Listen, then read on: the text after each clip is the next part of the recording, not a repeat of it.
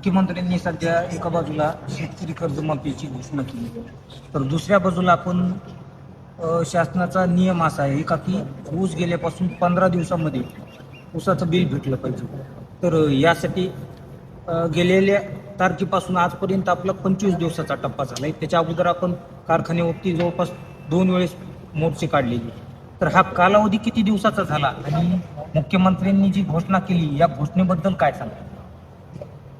खरं म्हणजे निवडणुकीच्या काळात दिलेलं आश्वासन आणि त्याच्यानंतर 2 वर्षानंतर शेतकरी चळवळ, शेतकरी आंदोलनानं केलेली महाराष्ट्रभर मागणी, या पार्श्वभूमीवर माननीय मुख्यमंत्र्यांनी जेव्हा कर्जमाफीची घोषणा केली त्यावेळेस महाराष्ट्रातल्या सर्व शेतकरी चळवळींनी त्याचं स्वागत केलेलं आहे. परंतु स्वागत करताना जी शंका मनामध्ये होती की ही कर्जमाफी नेमकी कशा प्रकारची असणार आहे, ती शंकेला मात्र आता पूर्णपणे त्याला निश्चित स्वरूप आलेलं आहे. प्रश्न असा पडलेला आहे की ही कर्जमाफी आहे का कर्जवसुलीची मोहीम आहे, ही बाब मात्र आता या सगळ्या शासनाच्या शासन निर्णयामधून समोर आलेली आहे.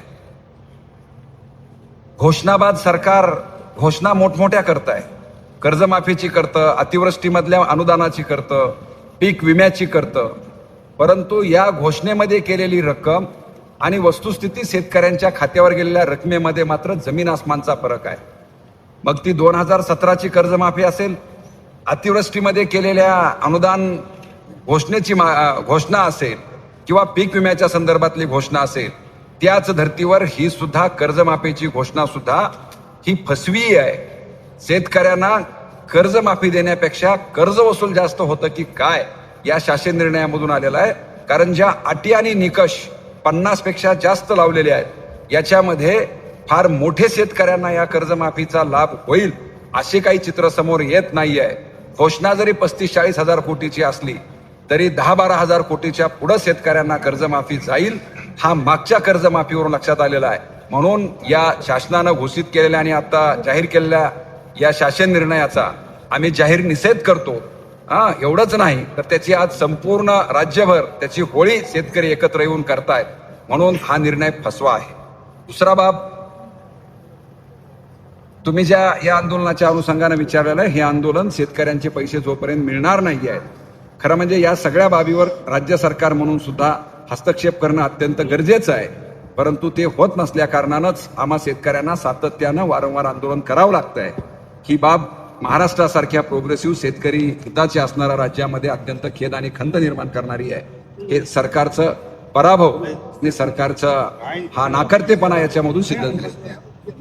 एकतर सध्या शेतकऱ्यांच्या हातामध्ये बिलाचे पैसे पडलेले नाहीत आणि दुसरी सध्या अशी परिस्थिती झालेली का की सरकार म्हणतंय का की 2 लाखापर्यंत कर्जमाफी देतो, पण तुमचे 2 लाखाच्या वर 50,000 रुपये आहेत, 2.5 लाख रुपये आहेत, तर तुम्ही 50 भरून घ्या, तुमची 2 लाख त्यामध्ये माफी होईल. आणि बँकावाले पण तसं शेतकऱ्यांना समजून सांगण्याचा प्रयत्न करतायत. तर ह्याच्यामध्ये काय परिस्थिती कशी तयार होती? परिस्थिती तीच आहे की या महाराष्ट्रातल्या सुज्ञ शेतकऱ्यांनी, शेतकऱ्यांच्या तरुण पोरांनी या कर्जमाफीच्या शासन निर्णयाचा अभ्यास करावा आणि आम्ही म्हणल्याप्रमाणे की ही कर्जमाफी नाहीये तर ही कर्ज वसुली आहे का असा प्रश्न राज्याच्या मुख्यमंत्र्यांना, कृषी मंत्र्यांना विचारावं लागणार आहे. त्याशिवाय या ठिकाणचं सरकार जागेवरती येणार नाहीये. प्रश्न विचारा पुन्हा पुन्हा म्हणल्यासारखं या शेतकऱ्याच्या तरुण पोरांनी याचा जाब या सरकारला विचारण्यासाठी आता रस्त्यावरती आल्याशिवाय पर्याय नाही आहे. आणि अशा फसवा घोषणा थांबवण्यासाठी सुद्धा आक्रमकपणे आता शेतकरी आणि शेतकऱ्यांच्या पोरांना एकजूट केली पाहिजे.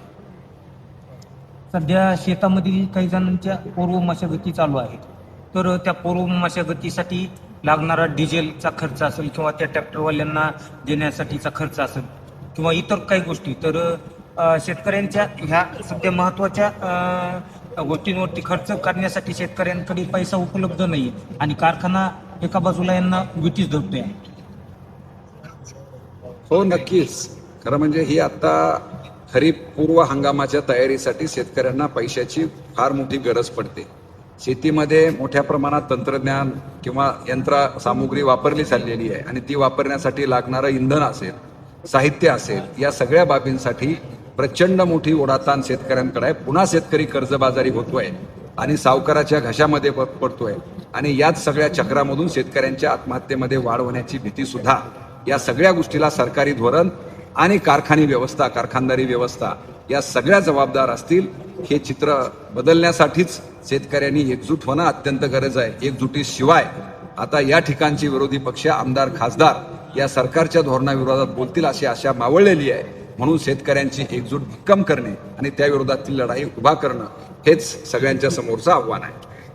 तुम्ही सांगतायत का की सर्व शेतकऱ्यांनी एकजूट होऊन या आंदोलनाला साथ द्यावी किंवा शेतकऱ्यांनी एकजूट व्हावं, पण सध्या शेतकऱ्यांवरती असा टाइम चालू आहे का की एकतर वातावरण सध्या 42-43 अंशावरती आहे आणि अशा परिस्थितीमध्ये शेतातली कामं बरीच बाकी आहेत आणि नंतर काल परवा वातावरण ढगाळ झालेलं होतं, कधी पाऊस पडू शकतो, पेरणीची तयारी चालू आहे, तर ती कामं करावी का उसब बिलासाठी या ठिकाणी येऊन बसावी? खरं आहे की शेतकऱ्यांनी आपली कामं करावीत की सरकारच्या या सगळ्या केलेल्या घोषणाच्या अंमलबजावणीसाठी आणि सरकारच्या चुकीच्या धोरणाच्या विरोधात केवळ लढाई करत बसावं, हा खरा प्रश्न आहे. परंतु जर कुठलीच यंत्रणा आपल्याला मदत करणारी नसेल तर आपण याच्याशिवाय दुसरा कुठला पर्याय नाही आहे. एका बाजूला शेतातली कामं आणि दुसऱ्या बाजूला लढाई, शिका, संघटित व्हा आणि संघर्ष करा, हे जे सूत्र आपल्याला डॉक्टर बाबासाहेब आंबेडकरांनी सांगितलेलं आहे त्याच पद्धतीनं आपल्याला ह्या दुहेरी पातळीवरची लढाई आता या पुढच्या काळामध्ये लढावं लागणार आहे. आता पेरणीची तर वाटचाल चालू झालेलीच आहे, पाऊस वातावरण झालेलं आहे, पण शैक्षणिक वर्ष चालू झाल्यामुळं विद्यार्थ्यांचे नवीन ऍडमिशन चालू झालेली आहे, तर त्यासाठी जो खर्च लागतो, ऍडमिशन फीस असतील किंवा इतर हॉस्टेल वगैरे यासाठीच्या रूमच्या फीस असतील, एकतर शेतकरीचं आधीच कंबर डमोरलेलं आहे 12 महिने आणि त्याच्यामधून आता याच्यामध्ये काय सांगाल? काय प्रचंड दयनीय अवस्थेमध्ये शेतकरी आहे. ज्याचा मुख्य सोर्स असणारे पिकं सोयाबीन, कापूस तर आधी पूर्णपणे आसमानी संकटाने घेऊन गेलेलं आहे आणि उरलं सुरलं या सरकारच्या धोरणामुळं पूर्णपणे बेभाव आपलं सोयाबीन आणि कापूस विकलेला आहे.